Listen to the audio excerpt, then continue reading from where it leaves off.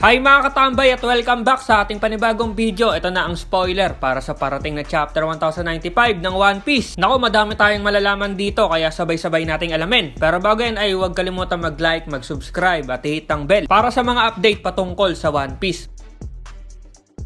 O paano, simulan na natin. Let's go! Medyo marami nga tayong malalaman sa spoiler na to. Saka nasabi ko din sa nakaraang video ko na tungkol ito sa God Valley. At ito na, ayon sa spoiler ay ang title ng chapter ay A World in Which It Is Better to Die Than to Live. Ano kaya ang ibig sabihin nito? Malalaman natin yan mamaya. Ito na, ayon nga sa spoiler ay makikita nga daw natin dito sa flashback ni Kuma kung paano namatay yung tatay nito. At marireveal din dito kung ano talaga ang pinanggalingang lahi ni Kuma. Ano kaya yung lahi ni Kuma? Ito na ang inaabangan natin. Sabi pa sa spoiler na ang God Valley nga daw ay ito daw yung lokasyon kung saan ginaganap yung mga tournament na pinaghahandaan nga ng mga Celestial Dragon. Sa makatuwid, hindi talaga paradise ng mga Celestial Dragon yung God Valley, kundi parang palaruan o parang ito yung Coliseum nila. Nasabi pa na yung tournament nga daw na ginaganap sa God Valley ay dito daw hinuhusgahan kung yung isang tribo ay uubusin na ba o bubuhayin pa. Makikita nga daw natin dito ang iba't ibang tribo na pinaglalaban-laban para nga sa mga buhay nila. Dahil nga syempre pag hindi nila ginawa yun, uubusin yung buong tribo nila. Dagdag ko na din na sa nasabing spoiler na yung God Valley nga daw ay nasa bandang West Blue. Yung nangyayari pala sa God Valley ay napaka-brutal. Alam naman natin na maraming tribo ang naglipana sa mundo ng One Piece. Wala talagang magawang magaling tong mga Celestial Dragon. Makikita nga din daw natin dito sa chapter ang mas batang version ni Saint Garling Pigerland. Wala pa daw itong balbas kaya wala pa dito yung moon-shaped beard ni Garling. At kamukhang-kamukha nga daw ni Shanks itong si Garling. Pero iba nga daw ang hairstyle nito. Galing talaga si Shanks sa God Valley at kaya siya ginagalang din ng mga Celestial Dragon. Lalong-lalo na ng Gorosei. Nakaka-excite yung mga malalaman natin sa paparating na chapter at maraming mare-reveal. Panigurado na umpisa na to. Sa napakaraming mystery pa na malalaman natin ang mga kasagutan. Okay, yan ang spoiler para sa paparating na chapter. Abangan natin ang full chapter mga katambay. Salamat sa pagnood at see you sa next video. Over and out!